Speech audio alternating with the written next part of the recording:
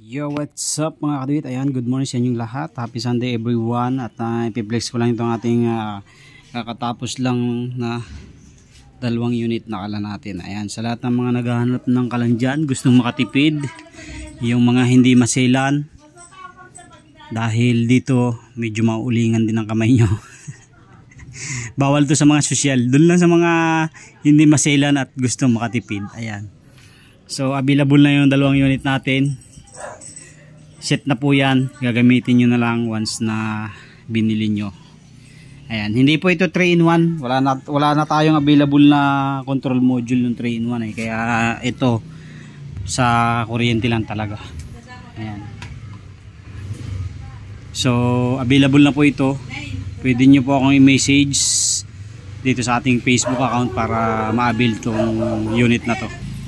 So itong unit na to ay mas pina-improve namin kumpara dun sa dati naming mga unit na maliit. So ito pwedeng pang business, pwede yung gamitin pang business. Set na po ito, kasama na yung controller at saka yung blower pag bibili nyo. So ito na po yung design niya ngayon. Bakit iba ito dun sa una namin ginawa? Kasi ito po double set yung frame. So pwede po siya sa maliit at pwede rin siya sa malaki. Pag gusto nyo salangan ng malaking kawali, tatanggalin nyo lang to o malaking kaldero.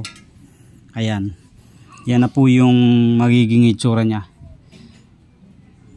Yan, dinoble purpose namin para pwede siya sa mga malalaking kawali o kaldero. Kapag maliit lang naman ang lulutuin nyo, maliit na kaldero ang gagamitin o kasirola, so lalagay nyo lang ito. Ayan. So double purpose siya. So ang tangke nito 1 liter capacity lang kasi naubusan na kami ng materialis last time. Kaya 1 litro lang yung laman nito. So inubos lang namin yung aming materialis para magamit namin lahat. Ayan. So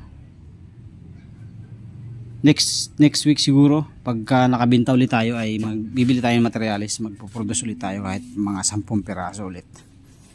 Okay, so yan na po. Tapos yung nozzle burner din ito in-improve din natin. Yan, mas malakas, gusto ng iba kasi mas malakas talaga eh. Yung mga nagbabalot yan pwede rin to, yung may mga kantin. Ayan na, so in-improve natin to. In-improve na natin yan. Tested na rin yan, na-testing na natin. So gagamitin na lang talaga to. Kaya okay na. So yun palang hindi pa natin na ikabit, kakabit na lang natin. Okay, so yan na po yung dalawang unit natin. Pwede sa maliit na kaldero at pwede sa malaki. Ayan. Thank you very much po. Message lang kayo.